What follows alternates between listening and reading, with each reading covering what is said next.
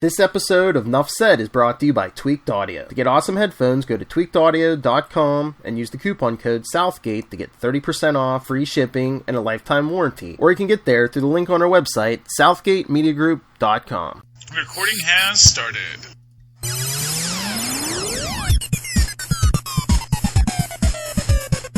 Hello and welcome within the hex. This is Superconnectivity. I'm your host, Charlie, the Professor Esser. And with me, as always, is the blue-eyed bomber from the Burger Fits. Fill me and Perich. Hey, Philip. Welcome back once again to Superconnectivity. Well within the hex. Yes, the hex, because, hey, hex powers, man. Remember, that was a thing in the comics that we decided to make part of this. And Darcy coined it, and it works. It works because of the hexagonal shape. So now we know why a hex is for that joke. So we can make that joke happen.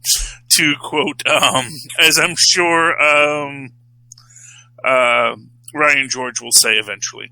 Hi, Ryan George. We know what you're going to do before you do it. He does this thing called pitch meetings on YouTube. My son loves them, and I love them too. But anyway, so for those who have not seen Friday's episode of WandaVision. Episode 5, yes. Episode 5, only 3 left. Only 3 more chances to meet Bunny Fufu. Hold on, let me double check. Is it 3 or is it 4? Is there 9 episodes? I thought there was only 8. I thought they were doing the hard 8 on Disney Plus. You know, according to my list, it's 9. So. Oh wow! So 4 more episodes. Wow. Okay. Because I knew at 4 they said it's the mid-season. Got our mid-season trailer, but I guess technically this is the mid-season. You can't evenly divide 9. So yeah, it's either 4 or 5 to the mid-season. Yeah. Anyway, and they got to get us excited, and they got us excited today, Philip. Oh, yes. You have a theory. Oh, I got a big theory.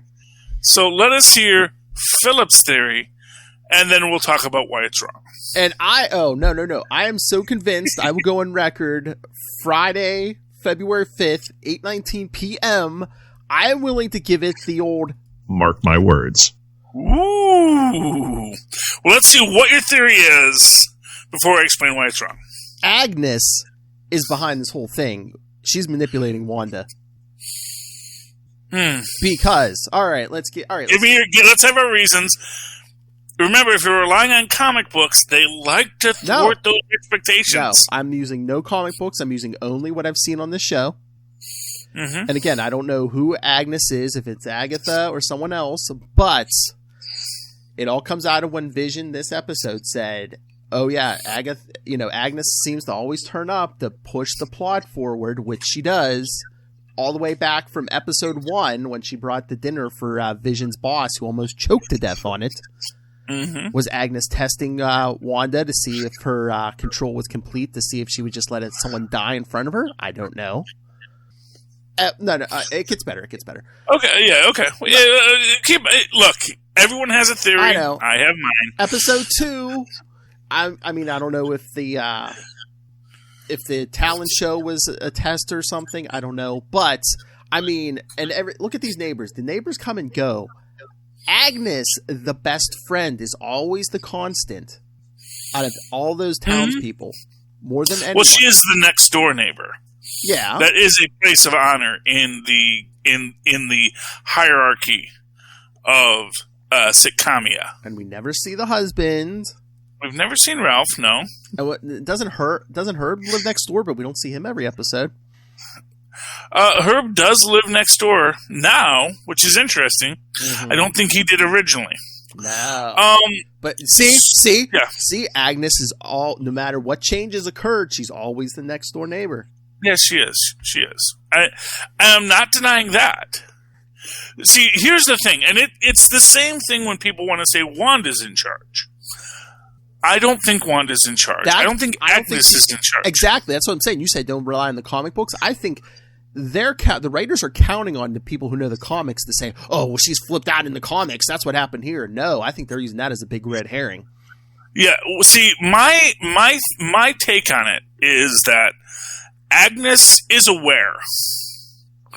Agnes is, but here's the thing. All right. Wait. Let me keep going. All right. Keep going. Okay, you got more.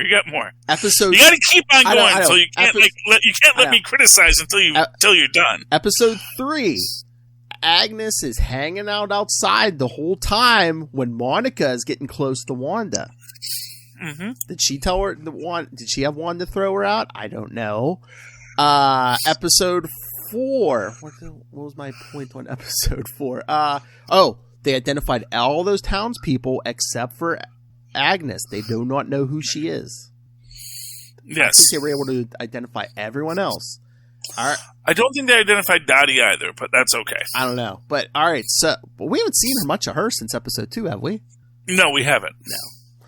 All right. Although, what was Dottie's line in that?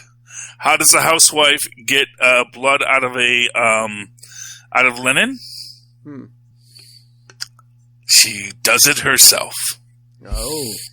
I guess I'll have to do it myself. All right. And then this episode, so spoilers, kids. Agnes, I don't know if it's the whole plot or just part of it, wants those kids, and she wants them aged up, too. Because the first age up in this episode is when Agnes comes over. And then she tries to attempt another age up by, where'd this puppy come from? Oh, look, Agnes showed up right as the puppy shows up with with a little dog house or whatever it was. Mm-hmm. Yeah. And then who finds the dog when it supposedly accidentally dies? Agnes, because she wanted to upset those kids, so they aged up again, because Wanda even says to them, don't you age up again. Okay. I mean, that's fair. And when they send the drone in, and remember, and, Haywood's like, take the shot. We're to assume Wanda takes out that drone, but all we see is the eyes light up. We never see her physically take out that drone. Who said it was her? Well, we actually do physically see her take the drone out of the... Well, we see her dragging it, if that's her. We see her dragging it out, but we don't see her destroying it. You're putting a lot of ifs on this, Philip. Okay. I know. No, it's okay. It's okay. You know what? All right. And the big one. Once Vision Once Vision starts seeing through the whole thing, we don't see Wanda glowing eyes or glowing hands, but then that mysterious person, well, we know who it is, spoilers, at the door shows up at the end. Wanda said she didn't do it.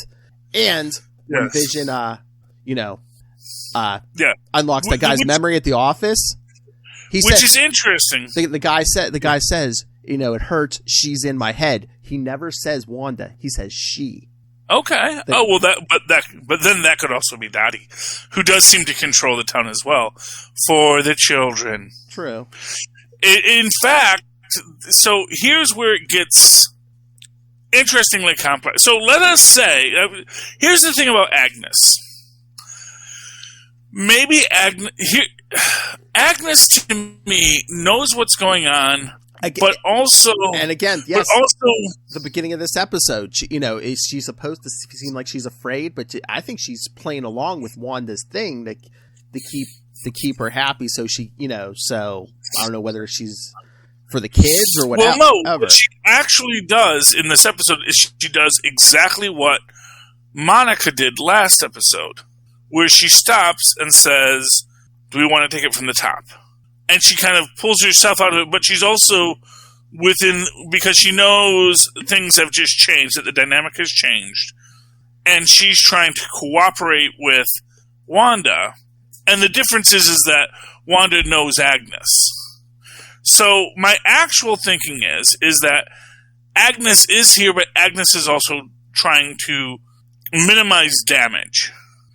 Now, that may be because she knows Wanda's in charge, but I actually think it's because she knows what is going on. I think she in a way that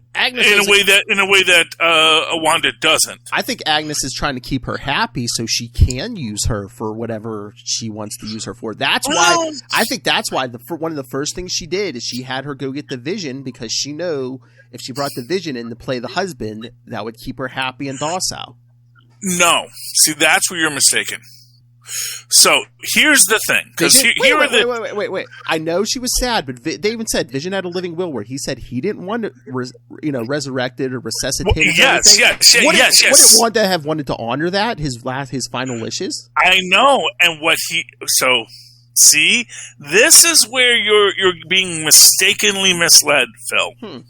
Because you're falling for the classic Hydra trap, because Hayward is a deep AIM plant, a deep Hydra plant, a deep Ten Rings plant. He's a deep next big villain plant.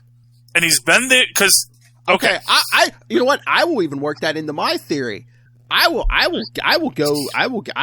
totally say, oh yeah, Hayward could be Hydra, Ten Rings, whatever. Maybe whoever he's working for knows who Agnes is, and they're like, we need to take Wanda out before she uses her for whatever sinister purposes she's... No, because it's all Hayward's sinister purpose. So here's what actually happened.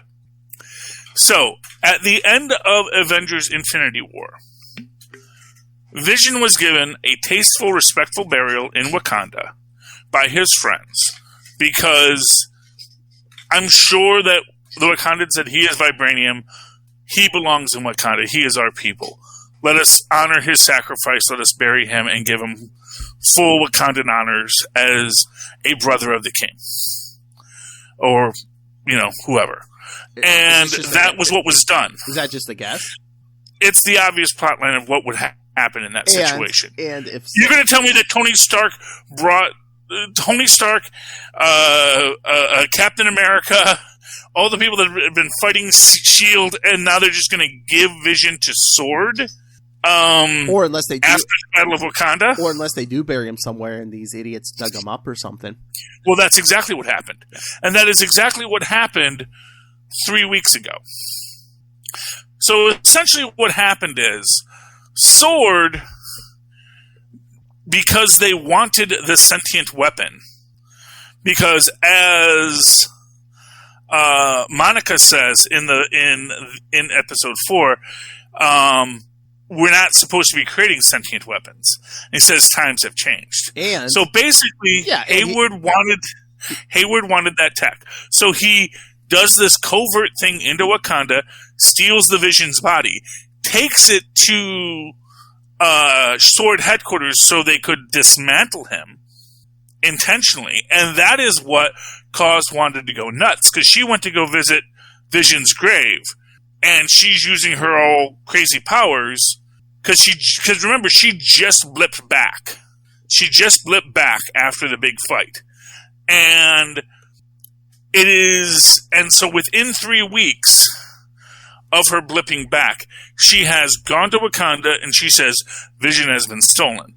And she searches to find out where he has been, finds him at Sword headquarters, and goes nuts when she sees that they have torn her husband apart in violation of his living will, because clearly they are trying to make him a living weapon. But everything Hayward is saying is meant to misdirect you and think that he is honoring the Vision's wishes, but clearly if you had him disassembled, you weren't honoring his wishes. His wishes were to be not reassembled and made into a living weapon. But, alright, now I'm thinking about this. You're right, he is a sentient weapon. He is like a one-of-a-kind thing. You can't just bury him in the ground. Any idiot like Hydra or somebody could try to come dig him up. Do you think they Sword or whoever took custody of him just so his remains didn't fall into the wrong hands? No. So here's the thing. Okay, so this goes into my deep dive about how Hayward is super evil. Probably not Mephisto, because why would Mephisto work a day job? That's just silly. No. If Mephisto's here, he might be. Maybe he's Maybe he's Agnes. Yeah, well, he might be Nicholas Scratch, who is Agatha's son and is evil. Mm-hmm. And might be just the kind of supervillain character to infiltrate a government agency in order to further his power, in service of Satan. But magic is possible, because they said there's some connection between this show and the next Doctor Strange movie. So, well, yeah, that is what we get when Pietro shows up at the end. Spoilers. The idea that which Pietro? Well, yeah, they Darrened him. Oh my gosh! I know that. She replaced Dick York with Dick Sargent. It is, or vice versa. I forget how it goes. But anyway, they brought in, which is funny, and this is actually kind of funny because I was sitting there thinking, wait a minute, Pietro's a teenager in X-Men. And Wanda and Peter and Pietro and Marvel just were already grown when those movies came out. Actually, as it turns out, that actor, he was just one of those babyface actors, so he was actually like well into his... He's actually older than Wanda. He's actually 34. So, you know, so they're going to play the twins thing, but he's actually 34. So did she pull reverse House of M? Because, I mean, before this, in the MCU, as far as we knew, there was no mutants. She just if she pulled him from the Fox universe, she just brought a mutant in, and who knows? She might have pulled them all. Yeah. She might have pulled them all in. All we've seen so far is him. Well, this might be. I mean, I have been poo-pooing this idea since the start, but I may have to eat my humble pie on this because it does look like they're going to. What's the word I'm looking for? They're going to, except I don't think they're going to do it as much as people think.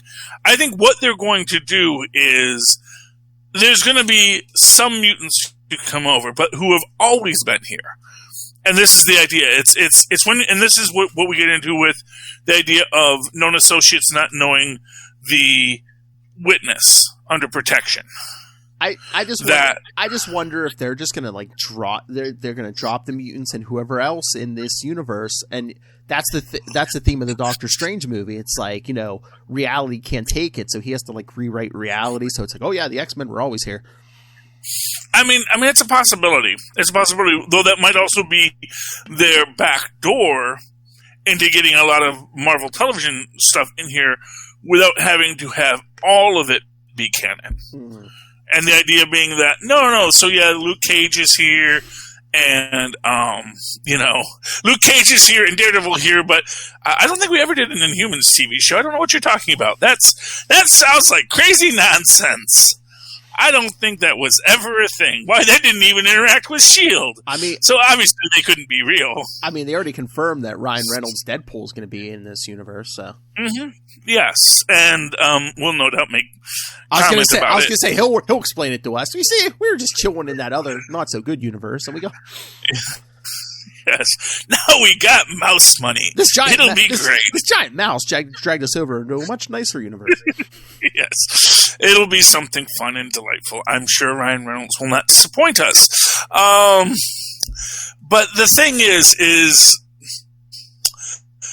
so first off, here's my thing. I think whatever happened to Wanda was something that happened because Hayward was trying to get the Vision back from Wanda.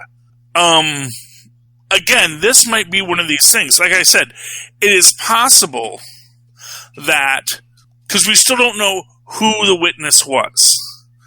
It's possible it was Horton. It's possible it was the original artificial man. It's possible that it was just, this is where they set off the reality bomb to try and take out Wanda. And she had to essentially, and the idea is then that, so they have these sentient weapons, and they have these various bombs and magic items that they've collected over the years in S.W.O.R.D. that they have been stockpiling and researching as a way to essentially defeat Omega-level threats. Because as the sentient weapon observation and response team, their entire purpose is to deal with Wanda's. But of course, you can't just deal with a Wanda. In fact, the most logical way to deal with a Wanda is just to let her be and not make her mad by stealing and disassembling her boyfriend. You know what? I saw a theory online. What you're just saying might play into this. Who was a munitions maker just like Tony Stark before he became something else in the Marvel universe? Do you mean Justin Hammer, or do you mean Gillian? What's his name? No. Kieran Gillian. No, Simon Williams. Oh, Simon Williams. Possibly. Maybe he was working for S.W.O.R.D. making these weapons he wasn't supposed to be making. someone pointed out that it actually is a Stark missile. That there is a scene where you see a Stark missile in Sword's something or other. And who knows how he's connected? Remember, Mysterio, Quentin Beck was working for Stark. Maybe Simon Williams at some point worked for Stark. Yeah, well, and one of the things that's coming up in Armor Wars is the fact that Stark... That tech's out in the world. Yeah, tech's out in the world. Now, one of the interesting aspects of this is, remember, Stark was missing for 5 years. No, he wasn't. He didn't get... Yes, he was.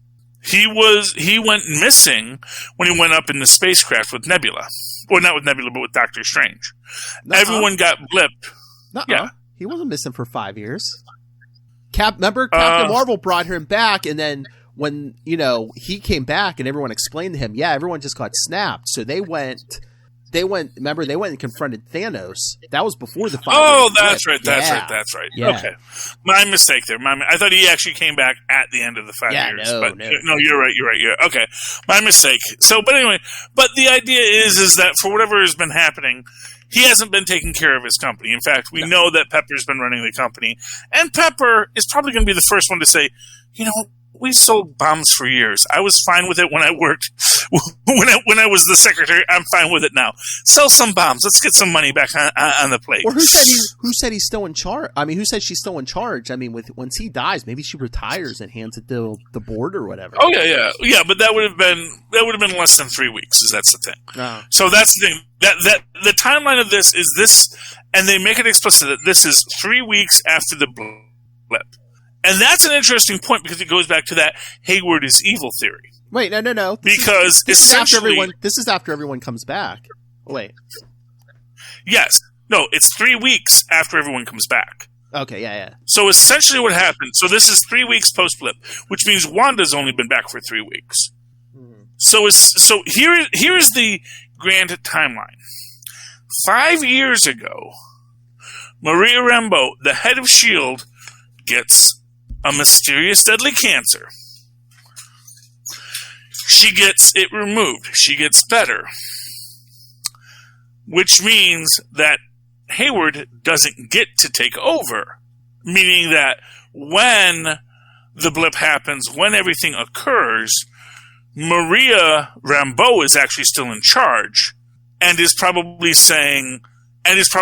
holding back the more violent tendencies of Hayward, and perhaps says, no, they buried the Vision is done. He's not our problem anymore. He's no longer a sentient weapon.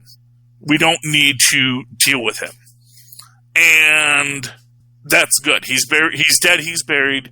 It's a tragedy, but now we're not going to worry about him because he's under Wakandan custody. And I'm not going to worry about that bit of technology any more than I'm going to worry about every other bit of Wakandan technology that exists in the universe. So that's that. Then, mysteriously, her cancer comes back, and this time it kills her. Now, granted, you can say, well, that does happen with cancers, and this is true. But it does seem interesting that this guy who was primed to take the role before the blip is still primed to take that role right after Maria dies, which makes me think that he is part of this conspiracy to get control of S.W.O.R.D. and the technology and to use that for evil purposes.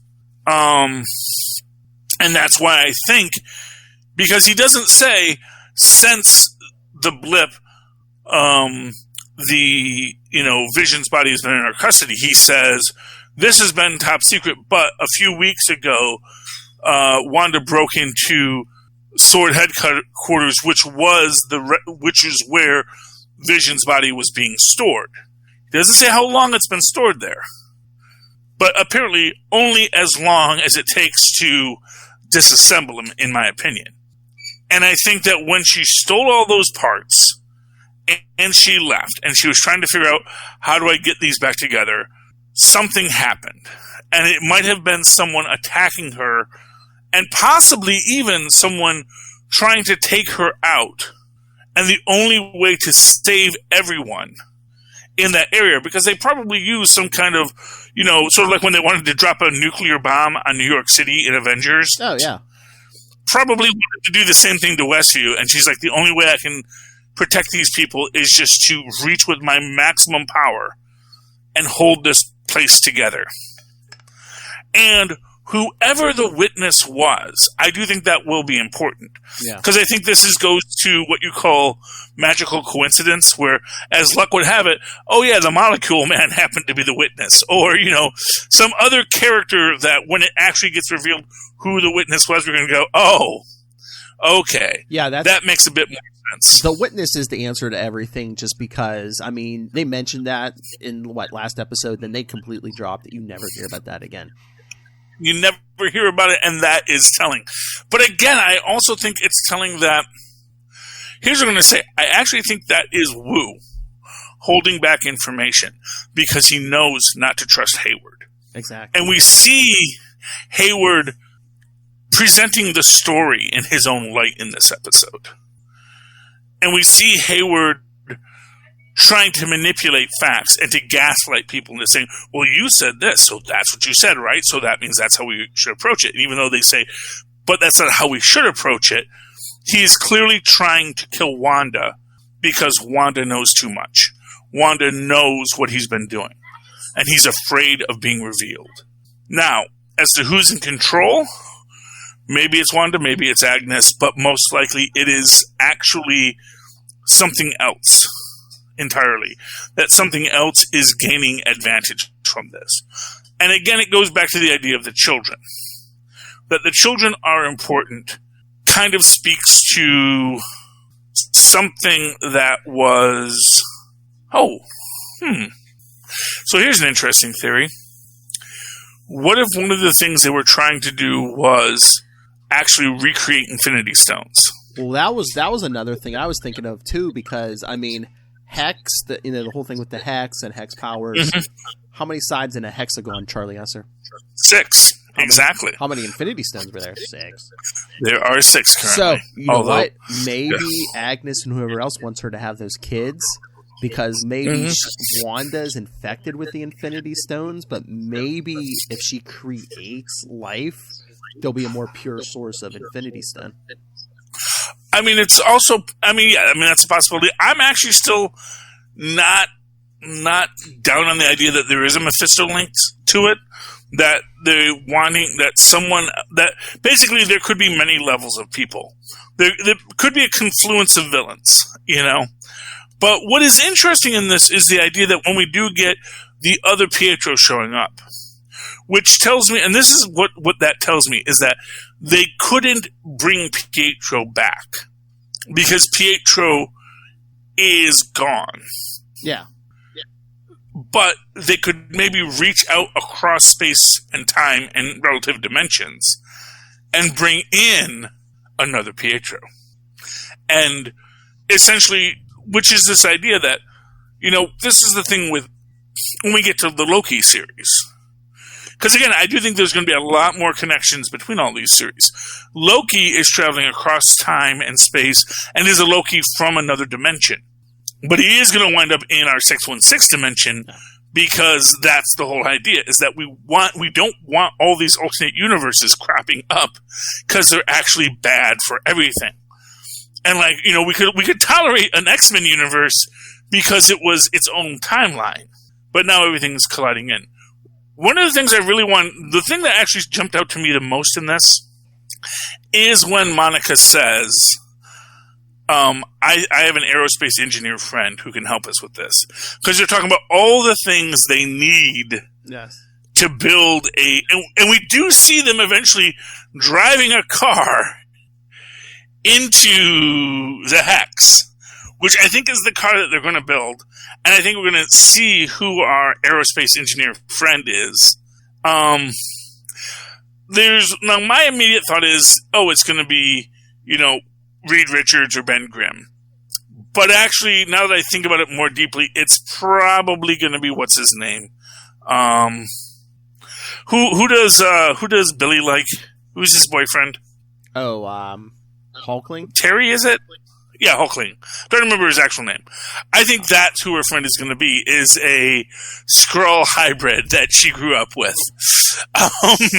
Who actually turned out to be a Kree-Skrull hybrid and, is actually kind of awesome in his own way. And that's going to be who designs it and drives it in. And we're going to get that he is Hulkling in that. Because he is cast in this. That has been said. That is one of the early rumors that we are going to get Hulkling in this. So Teddy. That might be who it is. What? Teddy. Teddy. That's right. Billy and Teddy sitting in a tree. Kissing. But by the end of this, they're gonna age up those kids enough so we can get our young Avengers. Because why wouldn't you? They're already aging up. So yeah. Yeah, and that's the thing is I think. So I don't think Agnes was trying to get them to age up. I actually think that the cat died or the dog died because the dog died. I don't think there was anything nefarious about the death of the dog. Because I don't think that Wanda created the dog. I think the dog is yes, the dog is possibly a manipulative stunt. Whether she found it or created it, I think Agnes is behind it. And again, is that another red herring naming that character Agnes? Everyone's like, oh, it's Agatha Harkness, but maybe it's not. That is a possibility too, that Agnes is someone else. All we know for sure is that Agnes knows what's going on. And, maybe Agnes was the witness. And maybe, oh man, who knows? Maybe Agnes is Moonstone. Psychologist, yes. Someone manipulating everything. Someone who walked her through her troubles. That would be really interesting if Agnes is Moonstone. That would, if she's actually, what is Soften's first name? Now Carla. I think about it. What, Marla? Okay. Then that's not it. Carla. No, it doesn't fit into Agnes, but nothing else fits into Agnes either.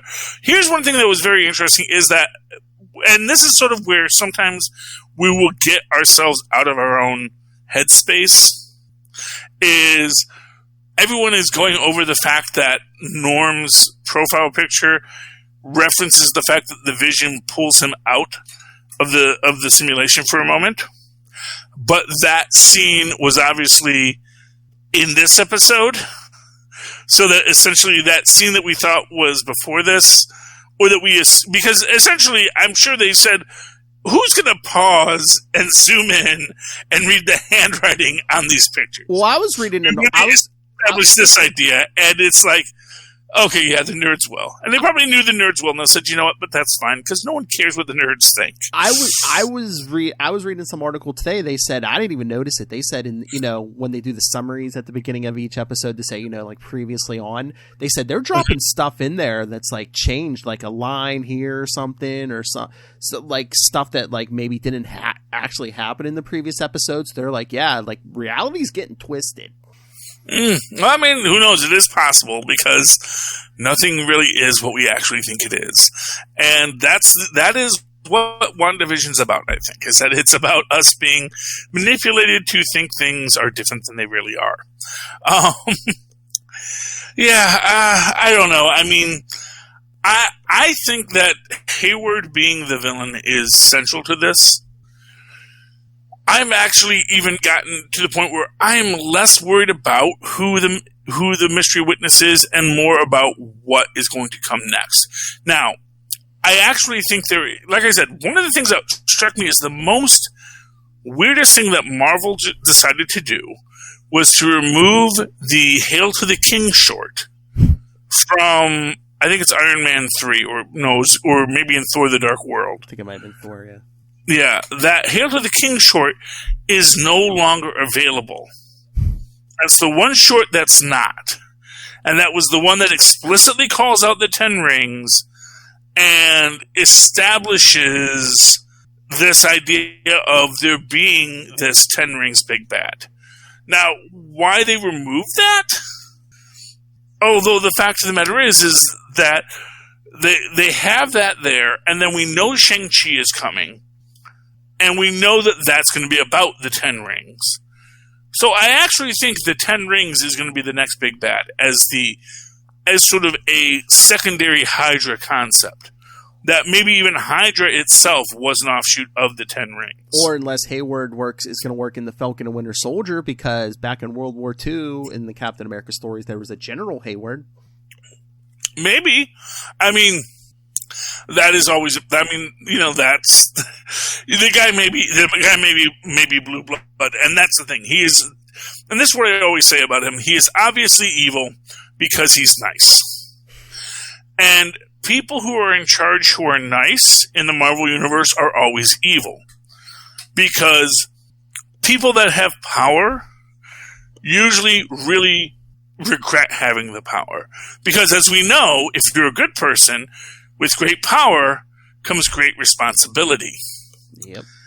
To the point where every part of you says, I don't want to be doing this, but I know I have to do it. And that you are reluctant in wearing that crown. That is why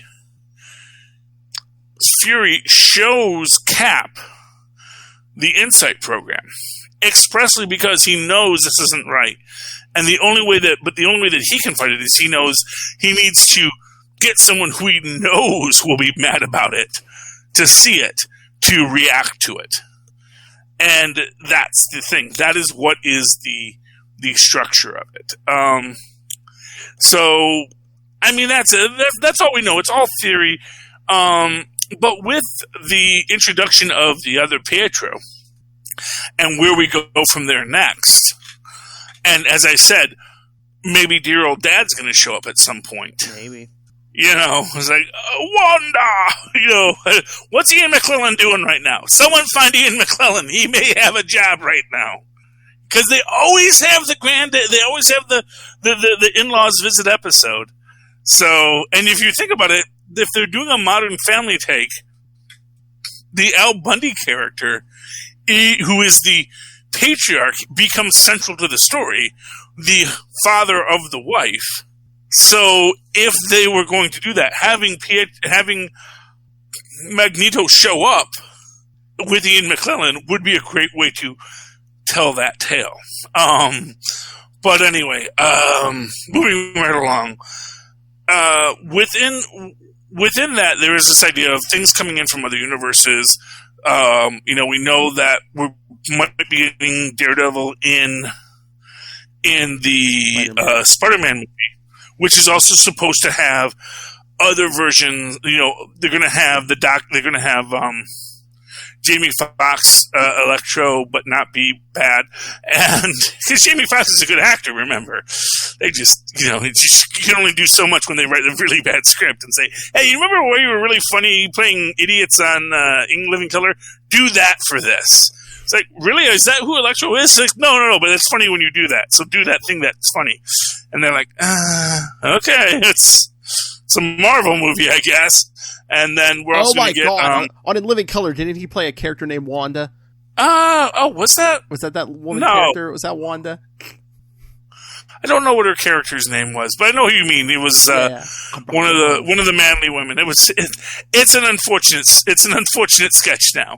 It leans a little too much into guy in a dress territory. Yes. Even more than Jim Carrey's female bodybuilder character. But they, for what it's worth, those characters had legs, so you got to give them that, because they had legs based on the strength of the characters. But no, but man, why am I blanking his name? Oh, Molina. Alfred Molina is coming back as Dr. Octopus, because of course he was probably the best He was probably the best comic book villain I've ever seen translated. Oh yeah, Alfred Molina as Dr. Octopus was perfect. So he can act. He looked the part. Yeah. Oh, yeah. And so bringing him into and I just hope they give him a white suit, because, it's a few years later, he'd be a white suit Dr. Octopus now, and I want that. Please. I want my Alfred Molina in his white suit, and we want white suit Otto. But anyway, getting back to the story, in that it is also now rumored that Chloe Bennett, and this is rumors from weird secondhand websites that you should never experience. That's what I was going to say. I don't know if I believe that, just because the one site, it was, I don't know. Yeah, but whatever. I'm not going to... But I like the idea, and the fact of the matter is, I think it would be foolish of Marvel to turn their back on what works. So, Phil Coulson, Chloe Bennett, Quake, all of the agents of S.H.I.E.L.D. I don't think any of them are worth abandoning. Fitz and Simmons should come back. Heck, for all we know that the aerospace engineer she knows is Fitz or Simmons, That is an entire real possibility. So I think it's foolish of Marvel to shut their door on things just because they were from the before times. And that's the thing. And it doesn't look like they want to. And I think that's what Pietro is telling us here. Is like, you know what? We know that there are things you guys liked. And the things you liked that we liked too, we're going to stick around. Because, let's face it, the thing about Agents of S.H.I.E.L.D. is they expected to kill that like 4 times. And it just got better. And the fact of the matter is people just kept on coming back to it. And I think Marvel is going to respect that. I think the same thing with stuff like, Daredevil and Luke Cage and Jessica Jones, who is supposed to be coming back in the new She-Hulk series. All these characters are going to come back, and I think this is where we're going to open the door. And it doesn't mean that necessarily says they were never part of it, but it's going to give them their sliding time. It's going to let them say, a lot of things just changed. That after this, maybe they had a device that was supposed to recreate the snap, but like on a smaller scale. Like that's where they were studying Vision, because they said, well, he was part of the Mind Stone. We can take those residual energies, extrapolate out what he was, create essentially a snap ray that could blip things out of existence. But they couldn't control it, and when they tried to blip Wanda again, she pulled it all back in, created her own hex, and kept all the people alive by creating an unconscious world for them to live in. All right, I don't mind discussing this, but I don't want to take all the thunder from you and Moise too. So, yeah, well, I'll just say it all again to Maz, Okay. Because I'll forget half of this stuff later. Hey, you want to talk comic books? Yeah, you know what? It'll even circle around to another topic. Do you want to talk Immortal Hulk? Yeah, I was going to talk Immortal Hulk. That's okay. A good one. But yeah, I mean, there's also Immortal Hulk there too. Yeah. Yeah.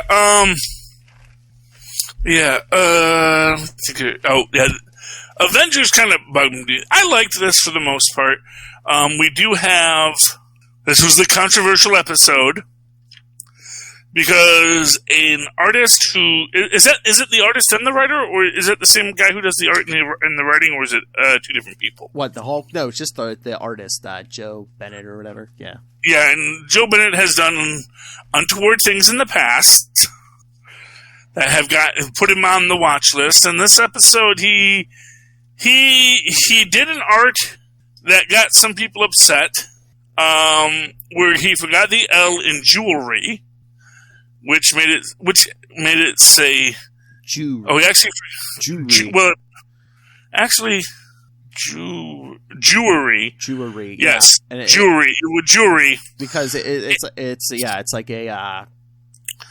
Yeah, a jewelry store. Yeah, in New York. And jewelry used to be unacceptable. Jewelry is one of those words where, like Negro, where it used to be acceptable. It's like, oh, the jewelry, and it was like, yeah, we're the, we are the Jews, we're the jewelry, and that was a term that was used, and then Nazis happened and things went bad.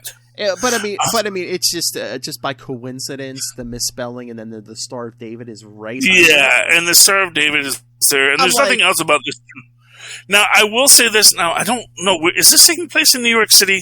I think so. Because I think he's still there. I think he's still there from after his fight with Ben Grimm. So, yeah, I think he's still in New York. Yeah. So, in the Diamond District, I mean, here's the thing. In the Diamond District, that's what Uncut Gems is about. There are a lot of Jews in the diamond trade, in the jewelry trade. Well, that's what I was going to ask you since you're nearby. It's like, do they have the Star of David on the window when they... I mean, I don't know if I can't say that I've ever seen it, but I can also say that it's sort of one of these things, like, among the Hasidim, there is this real strong, Judaic pride, where you could totally see someone putting a Star of David on their shop, almost as a taunt to say, yeah, come and get me. Both as a marketing employee, hey, we know that you want a Jewish jeweler. Guess what? Come on down to David's. That's the idea. And so I could see it happening. I can't say I've seen it in the wild, but that doesn't mean it doesn't exist. Yeah. And it doesn't mean it couldn't exist. So I'm not going to say in and of itself it's problematic. It's problem because, again, like you said, you go to something like Uncut Gems. I do think that there is this idea of, the Jewish identity of certain kinds of jewelers that, is both fanciful and interesting, but it becomes more complex when the person who you're talking about has a history of being untoward about things. In fact, one could argue that the pawn shop broker who's dealing in the stolen merch is kind of coded Jewish as well. So there's certain things about this that could make you very uncomfortable when you're reading it, where it basically just makes you question, well, like, what is the artist trying to say? Is the artist trying to add a layer to this? Is this their own prejudices about these kinds of people and characters that they're inserting into here? I mean, now his statement's like, oh, it was an honest mistake. I had to spell backwards, so I missed a letter, and and to be fair, I can see that it is an honest mistake because it is, for what it's worth, it's really poorly drawn. I'm going to say that I'm going to say this guy isn't a letterer. His art is fine, but he's not a letterer, and clearly, because you can even see because he misspelled Cronenberg as Cronenberg. Yeah. Which is kind of a silly mistake when you think about it, especially because it's the kind of thing that you could probably relatively easily fix in pencils. And yeah, it's a little, it's enough to make you uncomfortable when you think about who said it, Yeah. It's one of those things like when people say, Donald Trump didn't, what did he say? He said, well, Donald Trump did say a lot of awful things. But yeah, but every someone's going to take one thing that's not about, it's like, well, that's just this. It's like, well, yeah, that's just this. If I say it, it's not that when that guy says it, so that's weird. It's unfortunate when something like that comes into a story and takes you out of it. Yeah, because I didn't notice it at first because I was liking this issue because it was a big, Joe Fixit centric issue. I liked it. I liked it, the cunning, and he's like, he grew the stash, grew the hair out. So he's like, no one Banner has one of those faces, people don't recognize it, Yeah. Just looks like Bill Bixby, And then he hits on the woman behind the counter, and he's like, she thinks, oh, it's that skeezy guy. He can't be the Hulk guy. When the cops come, that wasn't the Hulk guy. Yeah. I love the return of the UFOs. Yes. I'm a little weirded out that they are so inconsistent with the UFOs and whether or not they can retain human form. Because Vapor, sometimes she can't, sometimes she can. And it's weird when they do that with it. And it's the only one they really do it a lot with. But we also know that, that was one of the things. It's like, they actually, cured them with, the spin technology years back. And I always actually wanted something kind of cool with Ironclad where he was like, dude, I'm just an aerospace engineer. I don't really want to be a giant monster. Yeah. I mean, it's cool being a giant monster. Maybe if I could be a giant monster and then not be a giant monster, that would be cool. But generally speaking, I just build rocket ships and fly them. I may be an unsavory guy, but I've never actually murdered someone until I became a monster. And then, I became a monster. But the idea is, so that's a weird inconsistency with them. But I love Ironclad. He's such a great character and such a great monster. And we get Rick Jones back because there was something with Rick Jones, and Rick Jones did break out of or is that leader stuck in Rick Jones? I'm forgetting now. Or was that supposed to be Samson's body? Well, no. Well, is that Samson? No, I think that's Rick Jones's body. Because I know they went looking for. I know they went looking for Samson's body, but I couldn't tell if that was his body or not. Yeah. Oh, actually, because it's the skeleton who's saying "I'm free," but I thought it was the skeleton with his skin peeled off. So I don't know. So I think that's. But I think that's supposed to be whatever body the leader could fall into. because I think as we recall in the last episode, it was that the devil really never wanted the leader. Yeah. It wanted the Hulk. It was just using the leader to get to the Hulk. And we have this thing with the cops chasing down the kid in the Hulk Smash jersey, which, why that is, we're not quite clear, but it's all supposed to be bad cops. We get our skinny Hulk, smashing the cop car. I do not like the way they're drawing Skinny Hulk. I mean, I get what they're trying to do. Well, yeah, Joe said their gamma level's been down since Banner and Hulk got pulled out. Yeah. Yeah, and then of course we have the UFOs. Just basically, I mean, and really, it's even just that. Clearly, what they do is they just show that Vector just pops several chunks out of him. But I think that this is going to be a thing because I think X-Ray is going to, with his cosmic rays, is actually going to empower the Hulk. So I think that's what's going to happen, and we're going to get maybe like a cosmic ray powered Joe Fixit. Maybe he'll get bigger and grayer again, or something like that. We'll see. I like the issue though. Aside from the controversy, once you get away from that controversy, it is the kind of thing where, like, you know what? Maybe people aren't wrong on this. Maybe this guy really is kind of a jerk about it. I mean, if nothing else, just let the people keep going and replace the artist. Yeah. Well, because that's the thing. It's as I saw on the Marvel Method episode, or the 616 episode, that very few writers actually work with the Marvel Method anymore because they felt it was putting too much work on the writers. So really, a lot of the writers actually do traditional. Here's what happens on the page. Here's what happens each. Here's what we're doing, and then let's take it from there. I want to talk Avengers 42. All right. I'm going with the ones I know we both read. We have Namor fighting Echo. He's talking about the last time he cried when he killed the shark. But now no one will make Namor cry. And he does come off as really an awful person.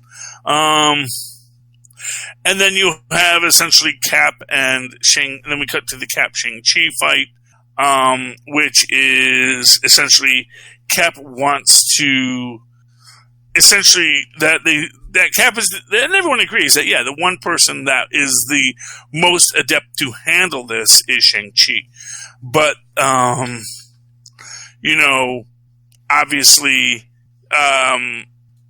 Phoenix doesn't want someone who's going to handle. Phoenix is kind of a bad person in this, which I think should be obvious. Wants someone that's going to want to burn worlds. There's an interesting thing here about Wolverine. As much as he knows that the Phoenix is dangerous, also is very protective of it because, no, this is a mutant thing. Don't tell me one of you humans or gods is going to take the Phoenix Force away from us.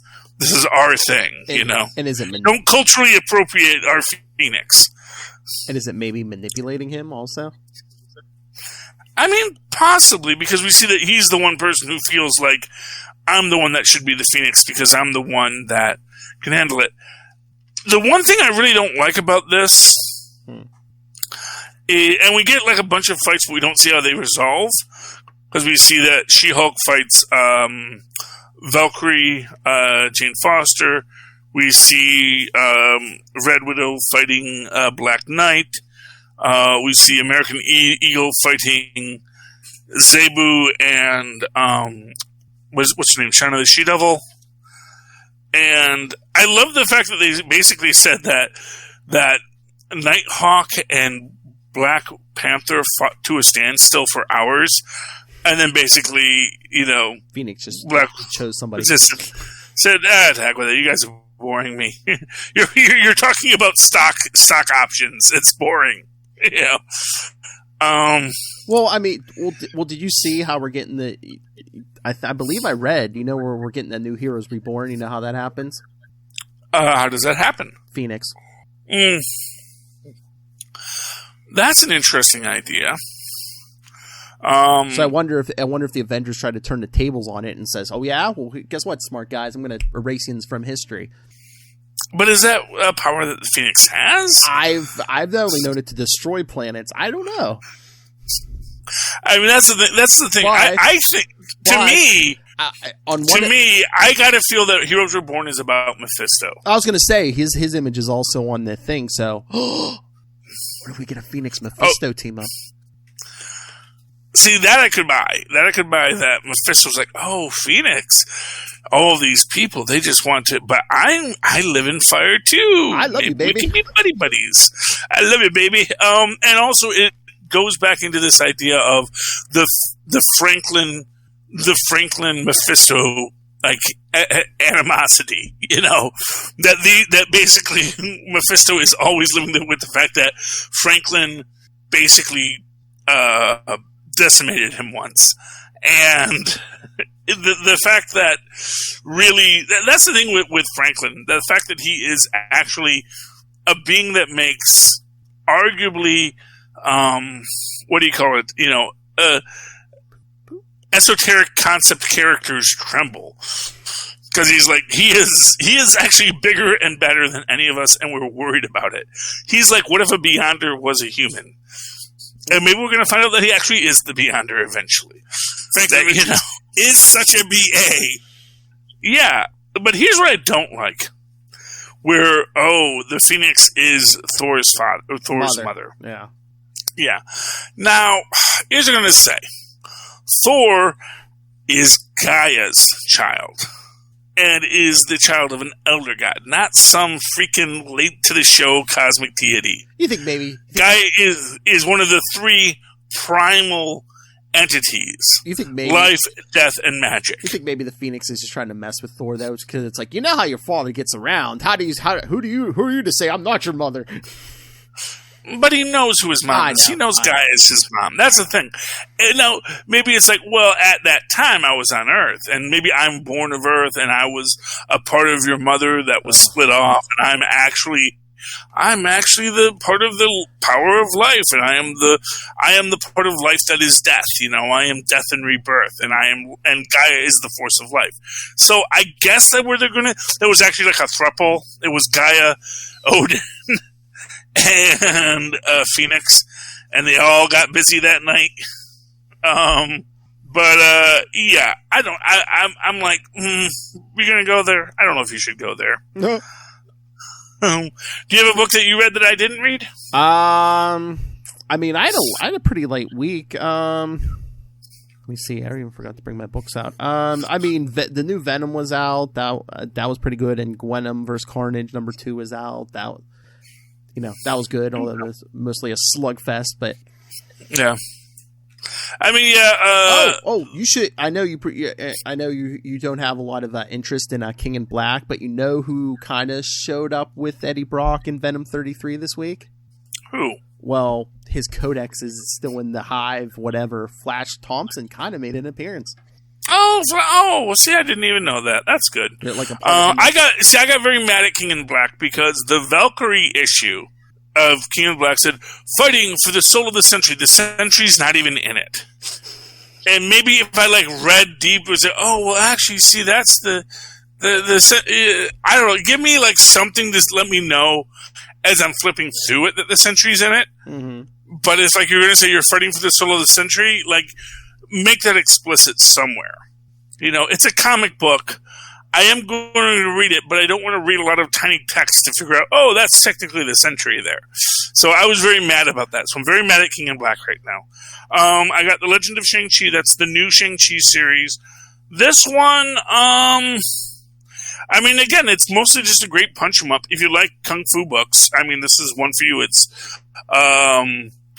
It's Shang-Chi versus Lady Deathstrike. And for those of you who remember her, and it's pretty cool because he basically beats her up as you do, but the idea is there's a special magic sword that steals your soul, as if we don't have so many of those in the Marvel universe. Mm-hmm. It's what, another one of those? Okay, well, I guess people like those. But this one doesn't actually kill you. It just takes your soul and holds it and puts you in a coma. because in the end he actually just sort of he gets the sword back and he smashes it into a million pieces and all the souls come out. But then we see that Lady Deathstrike at the very end has a shard of the sword and is going to go steal some more souls. So cool, I guess. I don't know. I mean, it was fun. It's good art. Good kung fu. I mean, but it's a basic punch 'em up story. I don't know if I'm going to keep on reading The Legend of Shang-Chi because the last one was so good and esoteric, and this one seemed kind of just more general punch 'em up. And so it's like, I don't read my Kung Fu Master books for the punching. I actually read it for the not punching. I look for the sound of one fist not punching. For the article. And then also Star Wars High Republic, it continues to be good. There's a nice bit with our newly minted Jedi's master maybe giving in a bit too much to his anger and where that's going to lead. And yeah, it was pretty cool. I think there's a Sarlacc pit on this wheat planet they go to at the end because I think it just ate one of their Jedi. But we'll have to see what happens with it. Also, weirdly enough, in books I didn't get to finally finish this week, I got, and I probably better that I save it for next week when I can talk about it with Lilith, okay. Is I did get Southside Serpents Archie. And, I would say I didn't get any indie books this week because, Archie isn't indie. But I realized that the other book for Star Wars, The High Republic, is technically branded IDW Disney. Which, again, the fact that they put the Disney logo on it tells me, is that still an indie if it's Disney? But it's IDW. So I'm a little, but it's clearly in the same universe, and it's Adventures of Yoda and a bunch of Padawans on the Starhopper, and I get the feeling this is how they're going to correct the, my old teacher Yoda conundrum, because I think we're going to get that, this is young Obi-Wan, a young Padawan Obi-Wan getting his first training on the Starhopper with Master Yoda. And so that's what I'm looking forward to, but we'll see what happens there. They haven't done that yet, but we'll see. What, Tristan? I mean, maybe if he had a bunch, because it looks like Yoda has a bunch of Padawans with him. So it looks like he's teaching a bunch of Padawans as he's, in his Starhopper, traversing the universe looking for frogs to eat. And he's got a bunch of Padawans with him. He's got one lead Padawan who's very nervous about everything that's been put on her shoulders. But anyway, it's a good book so far, and I'll finish reading it later, and we'll see how that goes. Anyway, Philip, I know we had some technical issues earlier. I don't think it was anything with my headphones, but, just to be sure, I should probably go down to tweakedaudio.com and get proper headphones to listen to these podcasts with, so that I know I get that crystal clear audio every time. And I can use the coupon code Southgate upon checkout to make sure I get a good discount on the entire process. So that'd be fun. Meanwhile, of course, I can use that same coupon code Southgate at checkout over at hunterkiller.com and get a discount on that great escape room delivered to your house, essentially a mystery in a box shipped to your house, where you help Michelle Grace solve a cold case. And that'd be fun. But of course, if I don't want any of that, I can always just go down to our show notes, click on that Amazon link, and go to Amazon.com where I can buy anything I dang well please. And it costs me nothing, and it helps us all out, because that's cool with cookies. And while I'm there, I should probably pick up Pod Life the book. A good gift for the one you love for Valentine's Day. Pod Life the book, a book about podcasting by podcasters. What more could you want? Available in both digital download and hard copy paperback. And if people do that kind of thing, Philip, how can they talk to you about it? You can get a hold of me and anyone else on the team. You can always email capesandlunatics@gmail.com or call the voicemail 614-382-2737. That's 614-38-CAPES. And you can find links to all of our social media and our YouTube channel, the Patreon, merchandise at Linktree, linktr.ee/capesandlunatics.